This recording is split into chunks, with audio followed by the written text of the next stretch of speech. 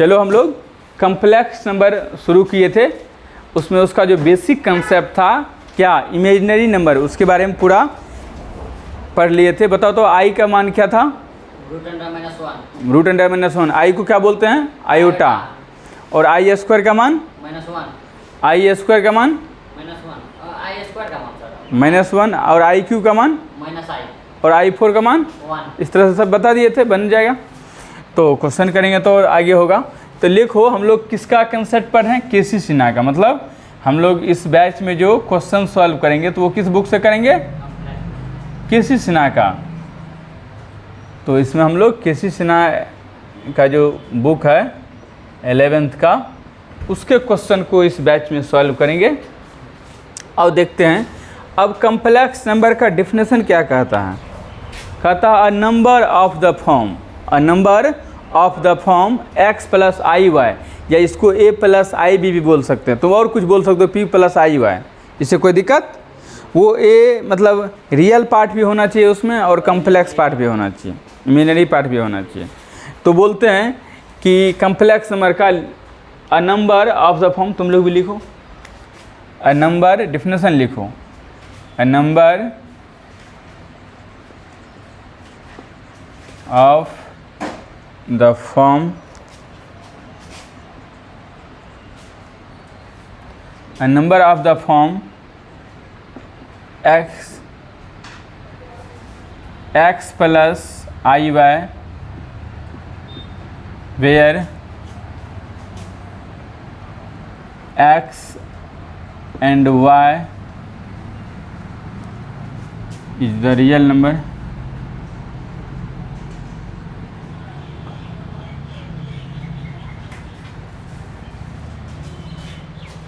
where x and y is a real number, then real number is called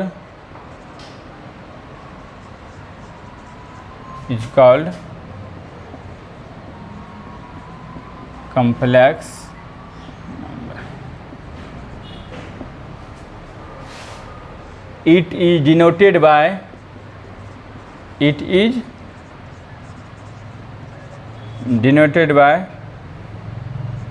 z। Complex number को कैसे denote करते हैं? z से। कैसे? z से। तो z बराबर क्या हो जाएगा? x + iy। z बराबर क्या होगा बच्चा? x + iy। z बराबर क्या हो गया? x + iy। इसमें अब इसको ऐसे भी लिख सकते हैं, कम्प्लेक्स नंबर बराबर complex number equal to real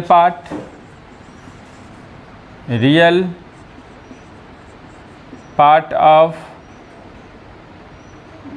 complex number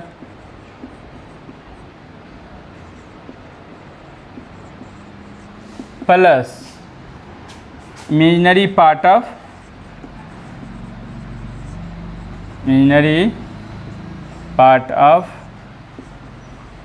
complex number. समझना, यहाँ पर कम्प्लेक्स नंबर कैसे बनता है? Real part of complex number, imaginary part of complex number. ठीक है, रियल पार्ट और इमेजिनरी पार्ट से क्या बनता है? Complex number.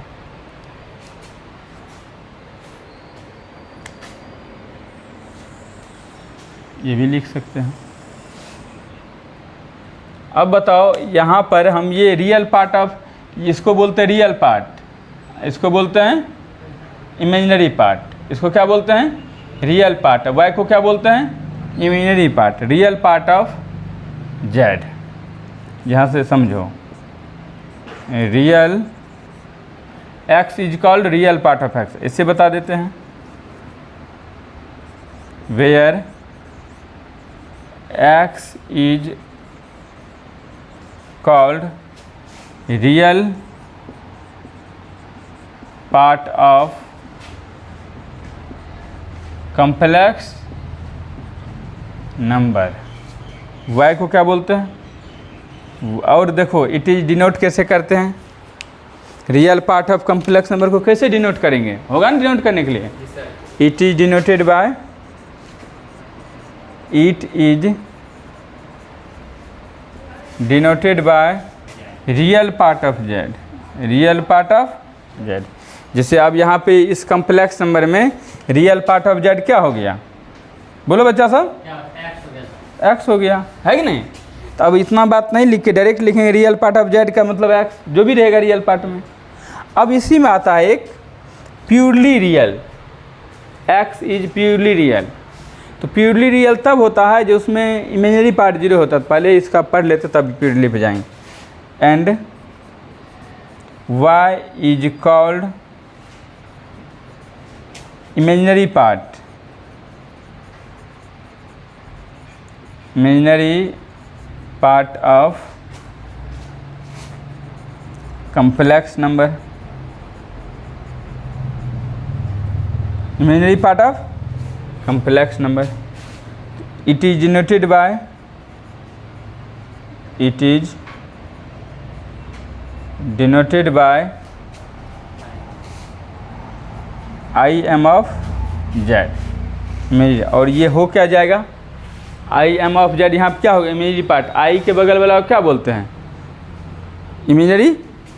तो यहाँ पे इमेजिनरी पार्ट ऑफ जेड आ गया वाई, आई नहीं, आई के लिए ही तो इमेजिनरी पार्ट बोलते हैं। अब ध्यान समझो तब लिखना, अभी मत लिखना। इसका मतलब यदि हम लोग ऐसे जस्ट फॉर फन के लिए बात करें, एक तुम लोग को समझने के लिए, हम मान लेते जेड बराबर ए प्लस आई बी। हम पूछेंगे रियल पार्ट ऑफ जेड क्या होता है, तो क्या बोलोगे, बोलो जल्दी। और इमेजिनरी पार्ट ऑफ जेड, कोई दिक्कत। यदि कभी ये रहे कि जेड बराबर खलिया ए रहे, इसको क्या बोलेंगे, प्योरली रियल या प्योरली इमेजिनरी। क्वेश्चन है कैसे नाम, अभी तुरंत इस पर करवाएंगे। यदि जेड इक्वल टू ए रहे तो इसको क्या बोलेंगे, इसमें देखो इसमें इमेजिनरी पार्ट क्या है, नहीं है तो क्या है, अभी पढ़ेंगे इसके बारे में।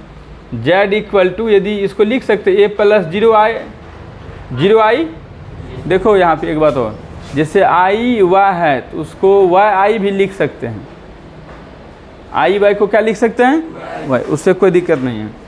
तो ए प्लस जीरो आई। तो हम अभी बात करते हैं यहाँ रियल पार्ट। यदि इमेजिनरी पार्ट जिसमें जीरो होता है तो उसको बोलते हैं purely real, purely.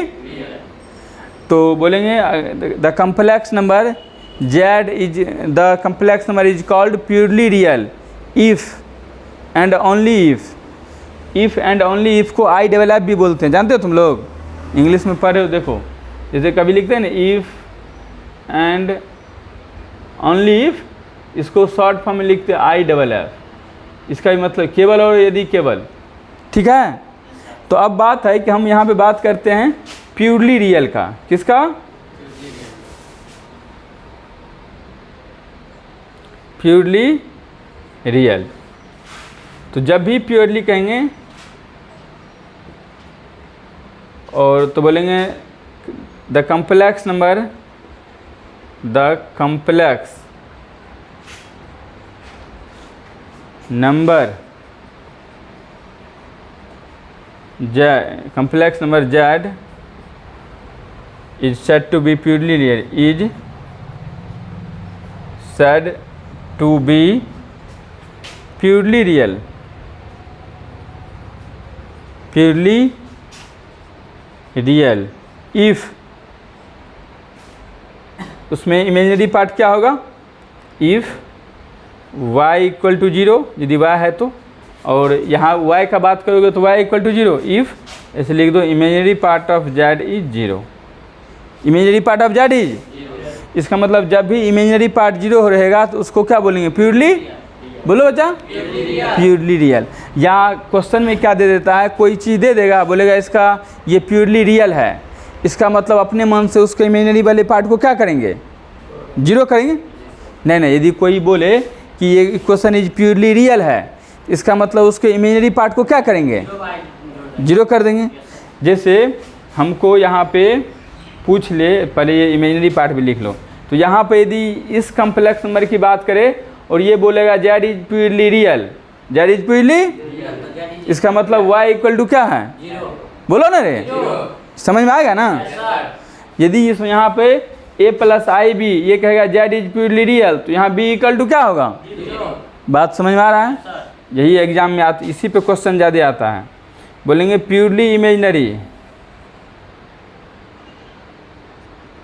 Purely imaginary the complex number is said to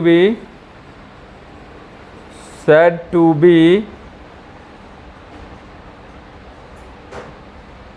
purely imaginary if real part क्या होगा बच्चा? रियल पार्ट ऑफ z 0 होगा। जैसे यहाँ भी एग्जांपल ले सकते हैं, z इक्वल टू 2, ये आ गया प्योरली रियल। और यहाँ भी लिख सकते हैं z इक्वल टू 3i, चूँकि इसमें रियल पार्ट क्या है? 0 है। इसमें भी क्या है? इमेजिनरी पार्ट क्या है? 0 है। 0 इंटू आई लिख रहे हैं तो वो 0 हो जाएगा। बात को समझ रहे हो? कहीं गिला सकवा? पहले इतना लिखो तब इस पर क्वेश्चन खोजते हैं। बोल देते हैं। तो यहाँ देखो ये आई है, यहाँ पर ये तो रियल पार्ट हो गया, जैसे x हो गया, और y इमेजिनरी पार्ट हो गया, लेकिन आई भी है इसके बगल में। क्योंकि ये आई जो है ये तो ये बता रहे हैं कि आई के बगल वाला क्या है? इमेजिनरी पार्ट है। ये समझ में आना चाहिए। जैसे इमेजिनरी पार्ट का बात करें तो ये y होगा, लेकिन आई तो रहेगा ही जब कम्प्लेक्स नंबर लिख रहे हैं तब, है कि नहीं? क्योंकि कम्प्लेक्स नंबर का बात है तो इमेजिनरी पार्ट भी तो आएगा। यहाँ आई लगा लो बस।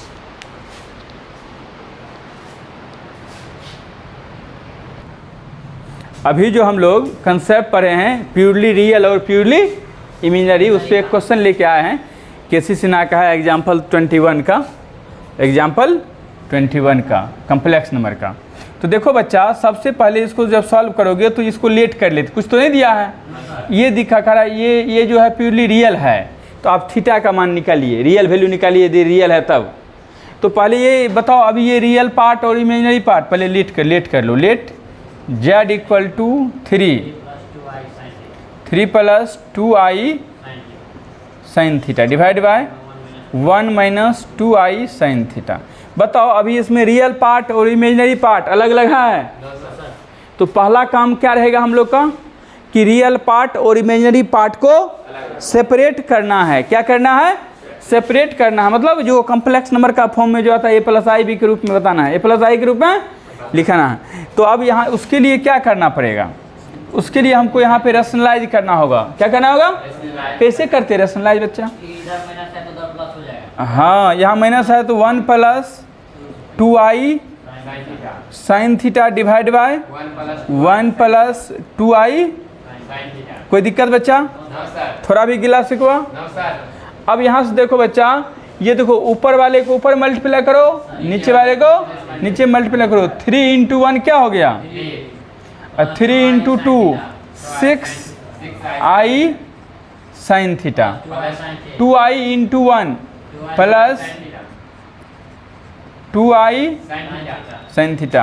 ए प्लस हाँ 2 2 जा 4 i square sine square theta divide by a plus a minus B into a plus B. एक हाँ या 2i साइन थीटा का होल स्क्वायर। ये z बराबर बच्चा देखो 3 6i sine theta 2i sine theta 8i। सब आदमी बोलो बच्चा 8i साइन थीटा। आई स्क्वायर का वैल्यू क्या होगा? 4 इंटू माइनस 1। आई स्क्वायर का मान कल पढ़ाए थे, sine square theta divide by हाँ 1 minus 4i square sine square theta.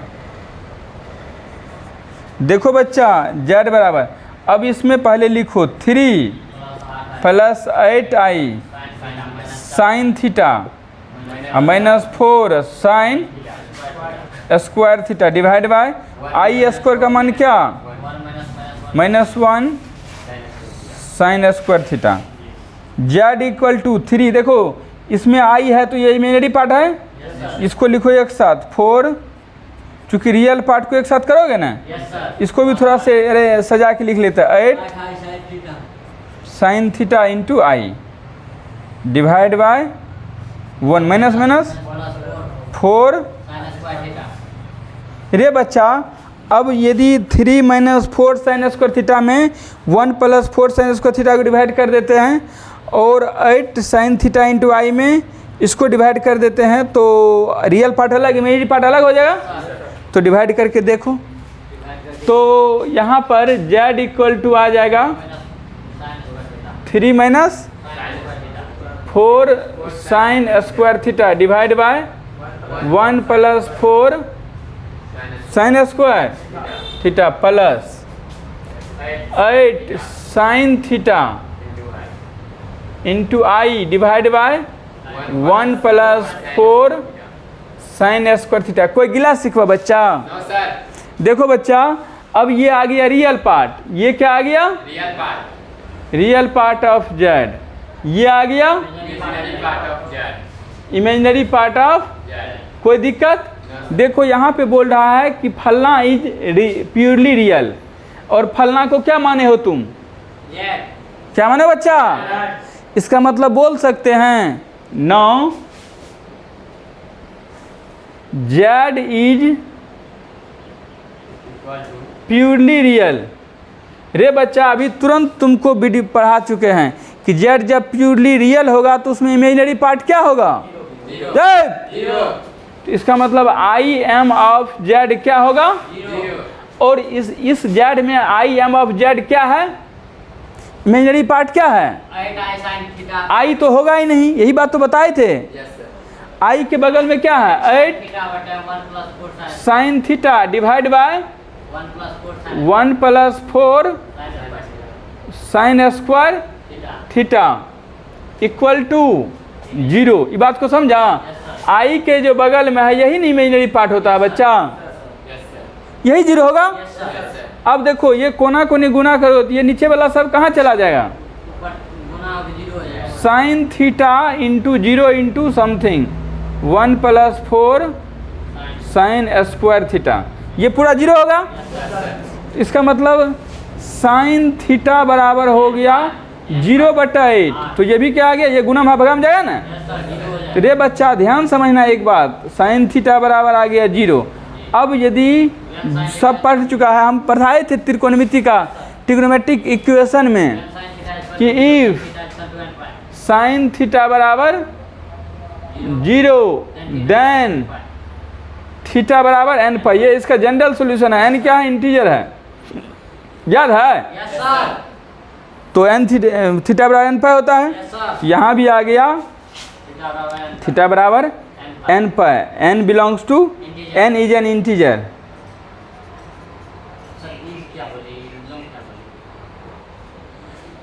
n is an integer, n क्या है? एक इंटीजर है। तो यही आंसर हो गया इसका। देख लो बच्चा कितना अच्छा क्वेश्चन था और मज़ा आ गया हम लोग को। तो लिखो यहाँ पे, बात करते इक्वालिटी ऑफ कम्प्लेक्स नंबर।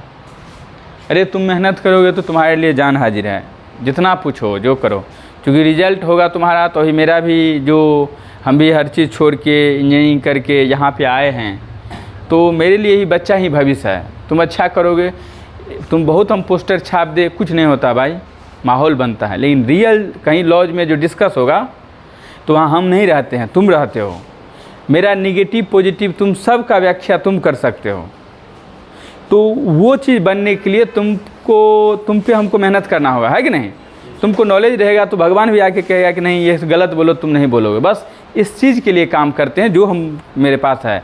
हर आदमी को सीखते रहना चाहिए, चाहे विद्यार्थी हो या स्टूडेंट हो, ज़िंदगी भर। जब टीचिंग लाइन में हम आए हैं तब बुढ़ारी तुमसे भी हम बहुत सारा बात सीखते हैं, क्योंकि ज़िंदगी है तो इसमें सीखते रहना चाहिए, कुछ ना कुछ ज़रूर आता है।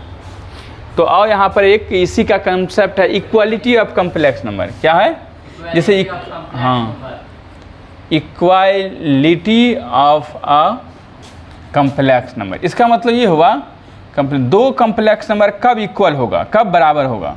जैसे पहला कॉम्प्लेक्स नंबर हम लोग x1 प्लस i/1 मान लेते हैं, दूसरा complex number x2 plus i/2 मान लेते हैं।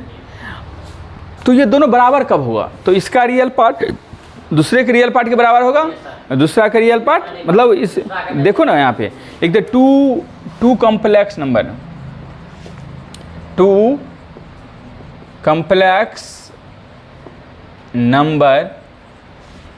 x1 प्लस i/1 and x2 plus i/2 are said to be equal if and only if, यदि और केवल यदि। कहने का मतलब एक कॉम्प्लेक्स नंबर x1 प्लस i/1 है, दूसरा complex number x2 plus i/2 है, ये दोनों को हम बराबर करना चाहते हैं बच्चों। क्या करेंगे? इसका मतलब होता है कि इसका x1 रियल पार्ट इसका रियल पार्ट के बराबर होगा, पहला का रियल पार्ट दूसरे के रियल पार्ट के बराबर होगा, और दूसरा का इमेजिनरी पार्ट दूसरे के इमेजिनरी पार्ट के बराबर होगा। बात को समझा बच्चा? पहला का रियल पार्ट कहाँ आई नहीं लिखी, आई यहाँ थोड़े लिखना है, रियल उसके पार्ट को बराबर करना है। पहला का रियल पार्ट दूसरे के रियल पार्ट, दूसरा का इमेजिनरी पार्ट दूसरे के, तब नहीं इक्वल होगा, तब दो कॉम्प्लेक्स नंबर इक्वल होगा। हम ये कह रहे हैं, मान लीजिए इसको शॉर्ट में समझने के लिए हम इसको लेट कर लेते हैं। लेट Z1 बराबर x1 प्लस i/1, तब समझोगे i/1, Z2 equal to x2 plus i/2। तो बोलता है देन Z1 बराबर यदि बोल देता है Z2, इसका मतलब ये कब पॉसिबल है? जब real part of Z1 real part of Z2। अरे भाई यही इसका मतलब ये नहीं हुआ, x1 बराबर x2 का मतलब ये रियल पार्ट है x1 Z1 का, ये रियल पार्ट है कि नहीं? तो यहाँ पर imaginary part of Z1 imaginary part of Z2, यहीं से तो ये लिए कि y1 बराबर y2, इसका इमेजिनरी पार्ट y1, इसका इमेजिनरी पार्ट y2। तो इस पर कभी कभी क्वेश्चन आता है कि क्वेश्चन दे देगा, कहेगा कि इसमें क्या कीजिए, हमको x y का वैल्यू निकालिए। पहले इतना कॉपी करो तब क्वेश्चन हम लोग देखते हैं। देखो इस कंसेप्ट पे एग्जाम्पल में एनसीईआरटी के एग्जाम्पल में क्वेश्चन था, केसीएस में भी है। तो देखो एक दे दिया है, बोलता है कि यदि इतना बराबर इतना, क्वेश्चन है यदि इतना बराबर इतना हो तो x और y का मान ज्ञात कीजिए। x y वास्तविक संख्या है, तो हम सॉल्व कर रहे हैं। अब इसको पहले एक बार अरेंज क्या करेंगे, अरेंज है ये है, रियल पार्ट किसके बराबर होगा?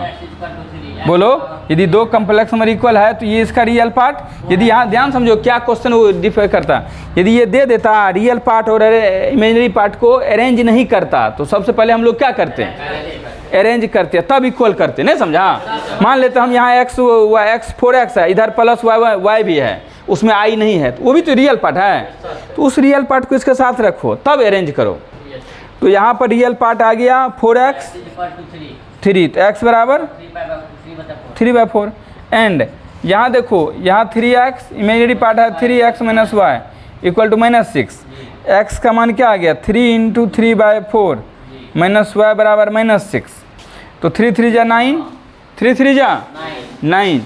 तो यहाँ पर 9/4 minus Y equal to -6। 9/4 minus plus 6 बराबर y। 9 + 6 × 4 equal to y। 9 + 6 का 24 + 4 इक्वल टू y। 9 4 33/4। इसका मतलब x का मान आ गया 3/4, आंसर y का मान, कोई दिक्कत भाई? इस तरह से आंसर होगा, ठीक है। मिलते हैं फिर हम लोग कल आगे पढ़ेंगे अलजेब्रा ऑफ कॉम्प्लेक्स नंबर, ठीक है। तब क्वेश्चन सब देखेंगे कैसे नाम किस तरह का है।